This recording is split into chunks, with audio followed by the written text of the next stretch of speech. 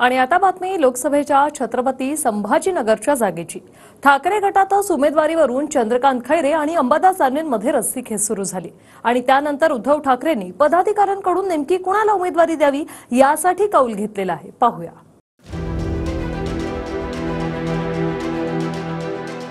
अंबादास पण म्हणजे अंबादास माझा कलिगच आहे, शिष्य आहे माझा। कोणी काय इच्छा व्यक्त केली याला कोणताही अर्थ उरत नाही। जनतेची इच्छा काय ही महत्त्वाची असते आणि जनतेची इच्छा पक्षप्रमुखांना माहिती असते। लोकसभेच्या छत्रपती संभाजीनगरच्या जागेवरून ठाकरे गटातच खैरे आणि दानवेंमध्ये उमेदवारीवरून दावे प्रतिदावे सुरू झालेत। विधान परिषदेचे विरोधी पक्षनेते अंबादास दानवेंनी आपण लोकसभेसाठी इच्छुक असल्याचं म्हटलंय, तर जनतेच्या मनात मीच असल्याचं चंद्रकांत खैरे म्हणतायत। त्यामुळे उद्धव ठाकरेंनी संभाजीनगरच्या पदाधिकाऱ्यांची मतं जाणून घेतली आहेत। छत्रपती संभाजीनगरमधून खैरे हवेत की दानवे असा प्रश्न ठाकरेंनी विचारला। बहुतांश पदाधिकाऱ्यांचा कौल हा खैरेंच्याच बाजूने असल्याची माहिती आहे।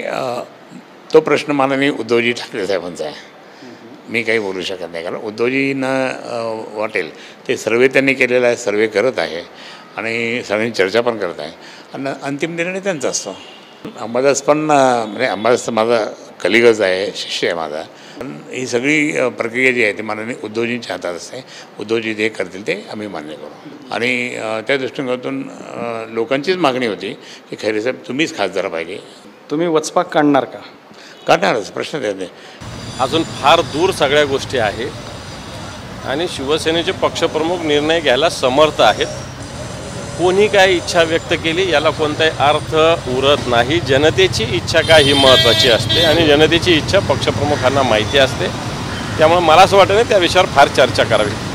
2019च्या निवडणुकीमध्ये MIMच्या इम्तियाज जलील यांनी खैरेंचा पराभव केला आणि छत्रपती संभाजीनगरमध्ये खैरेच नाही तर उद्धव ठाकरे आणि शिवसेनेला जबर धक्का बसला। चंद्रकांत खैरे सलग 4 वेळा संभाजीनगरमधून खासदार झालेत। 1999, 2004, 2009 आणि 2014 मध्ये सलग 4 वेळा खैरे निवडून आले। 2019 मध्ये 5000 मतांनी जलील यांच्याकडून खैरेंचा निसटता पराभव झाला। आता खैरेंच्या उमेदवारीला त्यांच्याच पक्षातल्या अंबादास दानवेंनी आव्हान दिलं। 2014च्या लढाईत संभाजीनगरमधून ठाकरे गटाच्या खैरे किंवा दानवेंचा सामना हा भाजप किंवा शिंदे गटाशी असेल। भाजपकडून केंद्रीय राज्यमंत्री भागवत कराड तर शिंदे गटाकडून मंत्री संदीपान भुमरेंच्या नावाची चर्चा आहे। त्याचवेळी MIM कडून विद्यमान खासदार इम्तियाज जलील मैदानात असतीलच। उद्धव ठाकरे बैठक घेत आहेत, लोकसभेच्या आढावा बैठका। संभाजीनगरचा विषय आहे, खैरे की दानवे असा प्रश्न निर्माण झालेला आहे। खैरे लढवतील, खैरेंनी पण इच्छा व्यक्त केली आहे।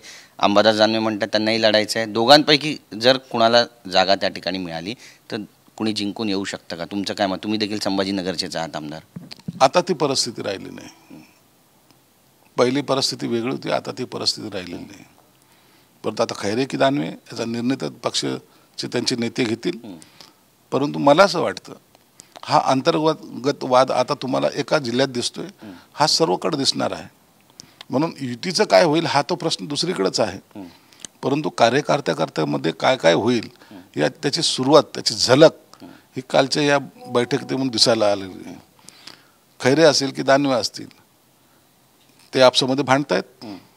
त्या दोघांना शुभेच्छा। जर दोघांना लढायचं असेल तर ते कोणत्या पक्षातर्फे लढतील हेही काही सांगता येत नाही, कारण की आजकाल लोकांना पर्याय उपलब्ध झालेला आहे।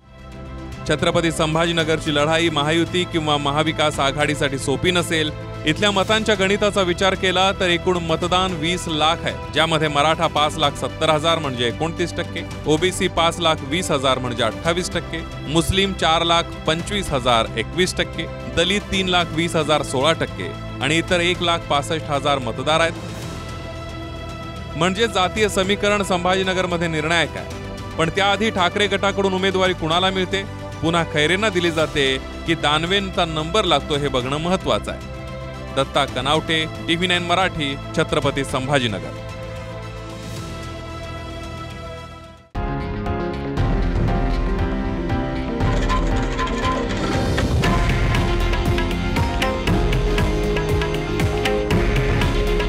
हे आहे देशातील नंबर 1 न्यूज नेटवर्क आणि आपण पाहत आहात TV9 मराठी। काळजी तुमची, हित महाराष्ट्राचं।